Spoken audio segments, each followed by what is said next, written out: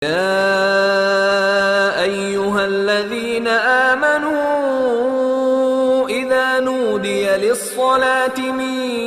يوم الجمعة فاسعوا إلى ذكر الله وذروا البيع. نحمده ونستعينه ونستغفره ونعوذ بالله من شرور أنفسنا ومن سيئات أعمالنا من يهده الله فلا مضل له ومن يضلله فلا هادي له وأشهد أن لا إله إلا الله وأشهد أن محمدا عبده ورسوله. أما بعد فإن خير الحديث كتاب الله وخير الهدي هدي محمد صلى الله عليه وسلم وشر الأمور محدثاتها وكل محدثة بدعة وكل بدعة ضلالة وكل ضلالة في النار. فأعوذ بالله السميع العليم من الشيطان الرجيم من همزه ونفخه ونفثه. بسم الله الرحمن الرحيم. يا أيها الذين آمنوا اتقوا الله حق تقاته ولا تموتن إلا وأنتم مسلمون. يا أيها الناس اتقوا ربكم الذي خلقكم من نفس واحدة وخلق منها زوجها وبث منهما رجالا كثيرا ونساء واتقوا الله الذي تساءلون به والأرحام إن الله كان عليكم رقيبا. يا أيها الذين آمنوا اتقوا الله وقولوا قولا سديدا يصلح لكم أعمالكم ويغفر لكم ذنوبكم ومن يطع الله ورسوله فقد فاز فوزا عظيما. وقال الله تبارك وتعالى في موضع آخر بسم الله الرحمن الرحيم لا أقسم بهذا البلد وقال الآخر وهذا البلد الأمين. بزرگان محترم، نوجوانان ملت اور امت کے ہونہار بچوں، پردہ نشین خواتین اسلام، ساری بڑائیاں، ساری کبریائی، ساری حمد و ثنا اللہ وحدہ کے لیے لائق و زیبا ہے، جو سارے عالم کا یکتا و تنہا خالق مالک مدبر ہے۔ بے شمار انگن درود و سلام ہو اللہ رب العالمین کے بھیجے ہوئے پیغمبروں پر، خاص کر میرے اور آپ کے آخری نبی آخری رسول محمد مصطفیٰ صلی اللہ علیہ وسلم کی ذات مقدسہ پر۔ حاضرین جمعہ، آج اس عنوان کو لے کر میں کھڑا ہوا ہوں، یہ ہے فضائل حرمین شریفین۔ برادران اسلام، ان دنوں جو لوگ بیت اللہ کی حج کی تیاریوں میں مصروف ہیں وہ بڑے ہی خوش نصیب ہیں۔ ہم اللہ تعالیٰ سے دعا کرتے ہیں کہ وہ اللہ تعالیٰ ان حضرات جو اس سال ایک قلیل ایک مختصر تعداد میں جو حج کی سعادت پانے والے ہیں، اللہ تعالیٰ انہیں بھی اور ہم سب کو بھی حج مبرور نصیب فرمائے اور ہمیں بار بار حرمین شریفین کی زیارت کا موقع عطا فرمائے۔ آج خطبہ جمعہ کا جو موضوع رکھا گیا ہے، فضائل حرمین شریفین کے بعض فضائل انشاءاللہ میں آپ کے سامنے رکھنے کی کوشش کرتا ہوں۔ اللہ رب العالمین سے دعا ہے کہ اللہ رب العالمین مجھے حق بات کہنے اور پھر ہم تمام کو حق بات کہنے اور سننے سے زیادہ ان پر عمل پیرا ہونے کی توفیق عطا فرمائے۔ سب سے پہلے ہم فضائل مکہ ذکر کرتے ہیں، کیونکہ حج کے تمام مناسک مکہ مکرمہ ہی میں ادا کیے جاتے ہیں، اور مکہ مکرمہ ہی وہ روئے زمین ہے، روئے زمین پر وہ سب سے افضل شہر ہے، اور یہی شہر سب سے زیادہ اللہ رب العالمین کو پسندیدہ ہے، محبوب ہے۔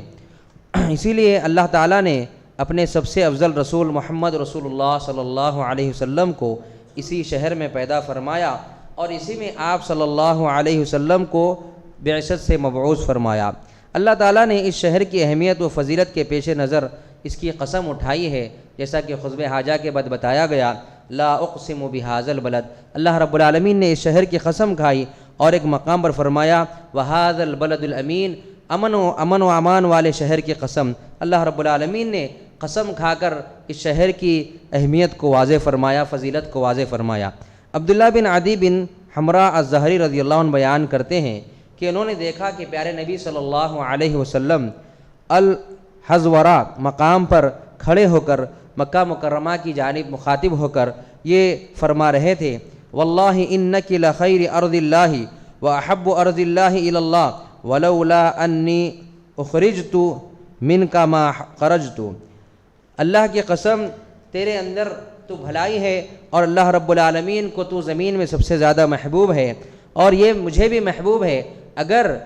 میرے شہر والے، اس بستی والے مجھے نکلنے پر مجبور نہ کرتے تو میں یہیں پر رہتا۔ عبداللہ بن عباس رضی اللہ عنہ روایت کرتے ہیں کہ مکہ مکرمہ کو مخاطب کر کے پیارے نبی صلی اللہ علیہ وسلم نے یوں فرمایا ما اطیبک من بلدی واحبک الی ولولا ان قومی اخرجونی منک ما سکنت غیرک، بے شک یہ تو بہت پسندیدہ، میرے نزدیک بہت پسندیدہ، بہت پاکیزہ شہر ہے، اور اگر میری قوم مجھے نکلنے پر مجبور نہ کرتی، ہجرت کرنے پر مجبور نہ کرتی، تو میں اسی کو تیرے علاوہ کسی اور کو کیا ہے اپنا سکونت پذیر اختیار نہ کرتا۔ ابراہیم علیہ السلام نے اس شہر کے لیے دعا فرمائی تھی۔ ابراہیم علیہ السلام نے مکہ مکرمہ کے متعلق جو دعا کی تھی، جسے اللہ تعالیٰ نے قرآن مجید میں یوں بیان فرمایا وَإِذْ قَالَ إِبْرَاهِيمُ رَبِّ اجْعَلْ هَذَا الْبَلَدَ آمِنًا وَاجْنُبْنِي وَبَنِيَّ أَن نَّعْبُدَ الْأَصْنَامَ إِلَى آخر آیات۔ یاد کرو جب ابراہیم علیہ السلام نے دعا کی تھی اے میرے رب اس شہر مکہ کو پرامن بنا دے، امن و امان والا بنا دے، اور مجھے بھی اور میری اولاد کو بھی اس بات سے بچائے رکھنا کہ ہم بتوں کی پوجا کریں، اور جس نے میری نافرمانی کی سو تو معاف کرنے والا ہے اور رحم کرنے والا ہے۔ اے ہمارے رب، میں اپنی کچھ اولاد کو تیرے قابل احترام گھر کے پاس ایسی وادی میں لا بسایا ہے جہاں کوئی کھیتی نہیں ہے، اے ہمارے رب تاکہ وہ نماز قائم کریں، لہٰذا تو بعض لوگوں کو ان کی طرف مائل کر دے اور انہیں کھانے کو پھل مہیا فرما تاکہ وہ شکر ادا کریں۔ اس دعا کا نتیجہ یہ ہے کہ ہر مسلمان کے دل میں اس شہر کی محبت بسی ہوئی ہے، رچی بسی ہوئی ہے، اور ہر انسان کی خواہش ہوتی ہے کہ وہ زندگی میں ایک مرتبہ تو بھی کعبۃ اللہ جائے اور اس کی زیارت کر کے آئیں۔ حج کے لیے یا عمرہ کے لیے کسی بھی طرح وہ کعبۃ اللہ جانے کی خواہش رکھتا ہے، اور یہ ایک اہل ایمان کی ایک خوش نصیبی بھی ہونی چاہیے کہ وہ اس کی خواہش رکھتا ہے، اور جو اس کی خواہش نہیں رکھتا وہ بڑا ہی بڑا بدبخت ہے۔ کس طرح ابراہیم علیہ السلام نے اس شہر میں اپنی اولاد کو لا بسایا، ایک یہ طویل واقعہ ہے جس کو آپ لوگوں نے بارہا سنا ہوگا کہ اللہ تعالیٰ نے حضرت حاجر علیہ السلام اور ان کے بیٹے اسماعیل علیہ السلام کو جب اللہ رب العالمین نے بڑھاپے کی عمر میں ابراہیم علیہ السلام کو جب اولاد عطا فرمائی تو بے آب و گیا وادی میں اللہ رب العالمین نے حکم دیا کہ وہ اپنی اولاد کو وہاں چھوڑ جائیں۔ تو ابراہیم علیہ السلام نے جب اپنی اولاد کو اور اپنی بیوی کو، ان کے علاوہ وہاں کوئی اور نہیں تھا، ان دونوں کو بے آب و گیا وادی میں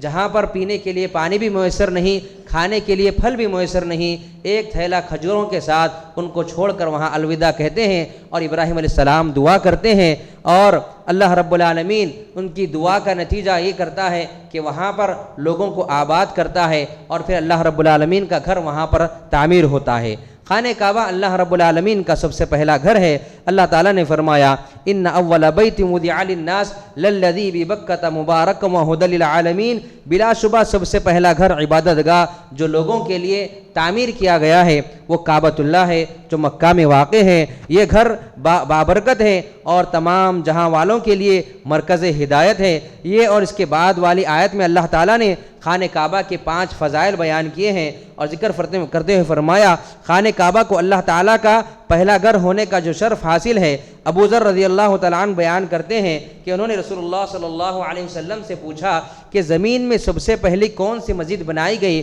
تو پیارے نبی صلی اللہ علیہ وسلم نے فرمایا وہ مسجد حرام ہے، یعنی کعبۃ اللہ۔ پھر انہوں نے کہا کہ پھر اس کے بعد کون سی مسجد بنائی گئی، تو پیارے نبی صلی اللہ علیہ وسلم نے فرمایا مسجد اقصیٰ بنائی گئی۔ پھر پیارے نبی صلی اللہ علیہ وسلم نے انہوں نے سوال کیا کہ ان دونوں کے درمیان کتنا فرق ہے، کتنا فاصلہ ہے، تو پیارے نبی صلی اللہ علیہ وسلم نے فرمایا ان دونوں کے بنائے جانے میں 40 سال کا فاصلہ ہے۔ دوسری چیز یہ ہے کہ یہ گھر بڑا ہی بابرکت ہے۔ تیسری چیز یہ ہے کہ یہ تمام جہان والوں کے لیے مرکز ہدایت ہے، اور چوتھی چیز یہ ہے کہ اس میں اللہ تعالیٰ کی کئی کھلی نشانیاں ہیں، جیسے مائع زمزم ہے اور مقام ابراہیم، حجر اسود وغیرہ بے شمار چیزیں وہاں پہ اللہ رب العالمین کی کھلی نشانیاں موجود ہے۔ پانچویں چیز یہ ہے جو شخص اس گھر میں داخل ہو جائے وہ امن والا ہو جاتا ہے، امن و سلامتی والا ہو جاتا ہے۔ خانہ کعبہ ایک عظیم عبادت گاہ ہے۔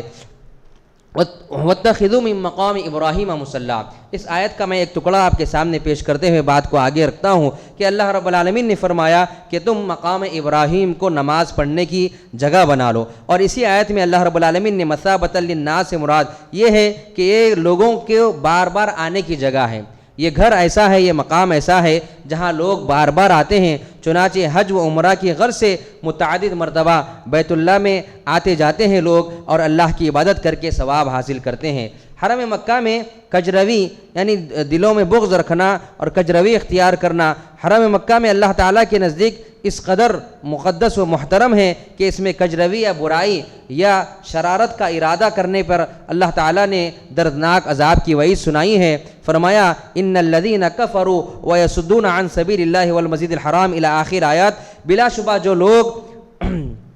کافر ہیں اور لوگوں کو اللہ کی راہ سے اور مسجد حرام سے روکتے ہیں، وہ مسجد حرام جس میں ہم نے وہاں کے باشندوں اور باہر سے آنے والوں کے حقوق برابر رکھے ہیں، جو کوئی از راہ ظلم مسجد حرام میں کجروی اختیار کرنے کا ارادہ کرے گا تو اسے ہم دردناک عذاب دیں گے۔ بیت اللہ کے طواف کی فضیلت کے بارے میں پیارے نبی صلی اللہ علیہ وسلم نے فرمایا، کائنات میں صرف خانہ کعبہ ہی ہے جس کا طواف مشروع ہے، شریعت نے مشروع کیا ہے، اس کے علاوہ کسی گھر یا کسی جگہ یا کسی اور مقام کی کسی بت پرستی کی طواف کرنا حرام ہے۔ دوران طواف ہر قدم پر 10 نیکیاں لکھی جاتی ہیں، 10 گناہ مٹائے جاتے ہیں اور 10 درجات بلند کر دیے جاتے ہیں۔ مسجد حرام ان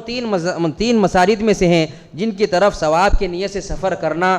مشروع قرار دیا گیا ہے، اور اسی لیے پیارے نبی صلی اللہ علیہ وسلم نے فرمایا کہ مسجد حرام میں نماز کی فضیلت یہ ہے کہ جابر رضی اللہ تعالیٰ عنہ راوی حدیث سے بیان کرتے ہیں کہ اللہ کے رسول صلی اللہ علیہ وسلم نے فرمایا، صلاۃ فی المسجد الحرام افضل من 100,000 صلاۃ فیما سواہ، مسجد حرام میں ایک نماز ادا کرنا دوسرے مساجد میں 1,00,000 نماز پڑھنے سے زیادہ افضل نماز ہے، اور اللہ تعالیٰ سے دعا ہے کہ وہ ہمیں بار بار زیارت خانہ کعبہ کی توفیق عطا فرمائے۔ فضائل مدینہ مختصراً آپ کے سامنے رکھتے ہوئے اپنی بات کو مکمل کرتا ہوں۔ اللہ تعالیٰ اس شہر کا نام قرآن مجید میں ذکر فرمایا، بسم اللہ الرحمن الرحیم، ما کان لأہل المدینۃ ومن حولہم من الاعراب، اور اللہ تعالیٰ نے خود اس شہر کا نام مدینہ رکھا ہے۔ پیارے نبی صلی اللہ علیہ وسلم ایک صحابی بیان کرتے ہیں کہ پیارے نبی صلی اللہ علیہ وسلم کو میں نے فرماتے ہوئے سنا، ان اللہ تعالیٰ ثم المدینۃ الطیبہ، کہ اللہ تعالیٰ نے اس کا نام مدینہ طیبہ رکھا، مدینہ کا نام مدینہ طیبہ رکھا، اور خود رسول اللہ صلی اللہ علیہ وسلم نے اس کا نام طیبہ رکھا ہے۔ نبی کریم صلی اللہ علیہ وسلم کی مدینہ منورہ سے محبت کیا ہے، پیارے نبی صلی اللہ علیہ وسلم اس شہر مدینہ سے بے حد اور بے پناہ محبت کرتے تھے۔ چنانچہ ام المومنین مائی عائشہ صدیقہ رضی اللہ تعالیٰ عنہ بیان فرماتی ہیں کہ ہم مدینہ منورہ میں آئے تو اس میں وبا پھیلی ہوئی تھی، اور جس سے ابو بکر صدیق رضی اللہ تعالیٰ عنہ اور بلال رضی اللہ تعالیٰ عنہ بیمار ہو گئے تھے۔ جب پیارے نبی صلی اللہ علیہ وسلم نے اپنے ان ساتھیوں کو بیماری میں دیکھا تو پیارے نبی صلی اللہ علیہ وسلم نے دعا فرمائی، اللہم حبب الینا المدینۃ کحبنا مکہ اشد، اللہم بارک لنا فی ساعنا فی مدنا فی وصحنا وانقل حماہا الی الجحفہ، اے اللہ ہمارے نزدیک مدینہ اسی طرح محبوب ہے جس طرح مکہ ہمارے نزدیک محبوب ہے، اے اللہ ہمارے سا میں ہمارے مدھ میں برکت عطا فرما اور ہمیں تندرستی عطا فرما، اور ہم سے اس بخار کو اس وبا کو کیا ہے دور فرما دے۔ جب پیارے نبی صلی اللہ علیہ وسلم کہیں سفر پر نکلتے اور جب واپسی پر آتے اور مدینہ منورہ کی دیواریں آپ کو نظر آنے لگتی تو آپ کی سواری کو اللہ کے رسول صلی اللہ علیہ وسلم مدینہ میں داخل ہونے کی محبت میں سواری کو تیز کر دیا کرتے تھے۔ انصار مدینہ سے رسول اللہ صلی اللہ علیہ وسلم کی محبت، برا رضی اللہ تعالیٰ عنہ سے روایت ہے کہ رسول اللہ صلی اللہ علیہ وسلم نے فرمایا، انصار سے محبت صرف مومن ہی کر سکتا ہے، اور ان سے بغض رکھنے والا، ان سے نفرت کرنے والا منافق ہی ہو سکتا ہے، اور جو ان سے محبت کرے گا، انصار مدینہ سے جو محبت کرے گا اللہ تعالیٰ بھی ان سے محبت کرے گا، اور جو ان سے بغض رکھے گا اللہ تعالیٰ بھی ان سے بغض رکھے گا۔ رسول اللہ صلی اللہ علیہ وسلم مدینہ منورہ کی حرمت کے بارے میں فرماتے ہیں، رسول اللہ صلی اللہ علیہ وسلم مدینہ منورہ کو حرمت والا اور قابل احترام شہر قرار دیا ہے۔ آپ صلی اللہ علیہ وسلم کا ارشاد ہے، بے شک ابراہیم علیہ السلام نے مکہ مکرمہ کو حرمت والا قرار دیا اور مکے والوں کے حق میں دعا فرمائی، اور میں اہل مدینہ کو حرمت والا قرار دیتا ہوں، اور اہل مدینہ کے ناپ تول میں اللہ رب العالمین سے دعا کرتا ہوں کہ اللہ رب العالمین اس میں برکتیں عطا فرمائیں، دگنی برکتیں اللہ رب العالمین اس میں عطا فرمائیں۔ اس کے بعد جس طرح اوپر حدیث پڑھی گئی کہ سا میں مد میں اللہ رب العالمین نے دگنی برکت اللہ رب العالمین نے عطا فرمائی، اور اللہ کے رسول صلی اللہ علیہ وسلم نے فرمایا کہ ابراہیم علیہ السلام نے دعا کی تھی، وہ اہل مکہ کے لیے کی تھی، اور میں مدینہ والوں کے لیے دعا کرتا ہوں۔ اس حدیث میں جہاں مدینہ منورہ کی حرمت ثابت ہوتی ہیں وہاں یہ بات بھی ثابت ہوتی ہے کہ مدینہ میں مکہ سے دگنا زیادہ اللہ رب العالمین نے برکت دے رکھی ہے۔ مدینہ میں رہائش رکھنے کی فضیلت، مدینہ میں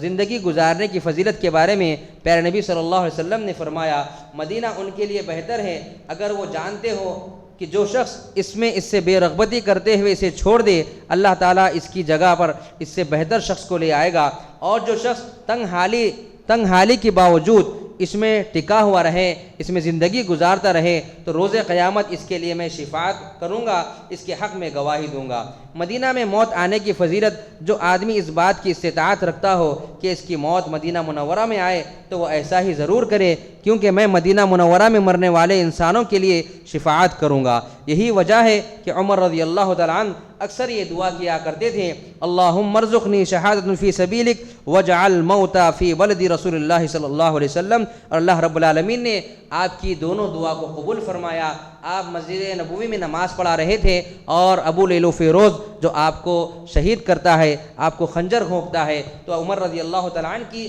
یہ دونوں دعائیں بھی قبول ہوئی، آپ کو شہادت کا مرتبہ ملا، اور پیارے نبی صلی اللہ علیہ وسلم کے مدینے میں بھی آپ کی وفات ہوئی۔ مدینہ منورہ میں اہل ایمان کا سکڑ جانا، ان الایمان لیرز الی المدینۃ کما تعرض الحیۃ الی جوہرہا، بے شک ایمان مدینے کی طرف اس طرح سکڑ جائے گا جیسے ایک سانپ اپنی بل میں سکڑ جاتا ہے، اور مدینہ منورہ لوگوں کو چھاڑ دے گا۔ مجھے ایک بستی کی طرف ہجرت کرنے کا حکم دیا گیا ہے جو دیگر بستیوں کو کھا جائے گی، یعنی اس بستی سے فوج جائے گی، دوسرے بستیوں کو فتح کر لے گی۔ لوگ اسے یثرب کہتے ہیں حالانکہ وہ مدینہ ہے، اور وہ لوگوں کو اس طرح چھانٹے گا جیسا ایک بھٹی لوہے کا زنگ چھانٹتی ہے۔ اہل مدینہ کو پیارے نبی صلی اللہ علیہ وسلم نے فرمایا کہ تم یوم الخلاص یاد کرو۔ یوم الخلاص کیا ہے؟ پیارے نبی صلی اللہ علیہ وسلم نے فرمایا کہ وہ دجال آئے گا اور سارے لوگ کفار، مشرکین اور جو لوگ نافرمان ہوں گے وہ سارے کے سارے لوگ اس مدینہ سے نکل جائیں گے اور مدینہ پاک ہو جائے گا۔ اور پیارے نبی صلی اللہ علیہ وسلم نے فرمایا کہ مدینہ منورہ میں اللہ رب العالمین نے حفاظت کے لیے 7 دروازے رکھے ہیں، تو ان 17 دروازوں میں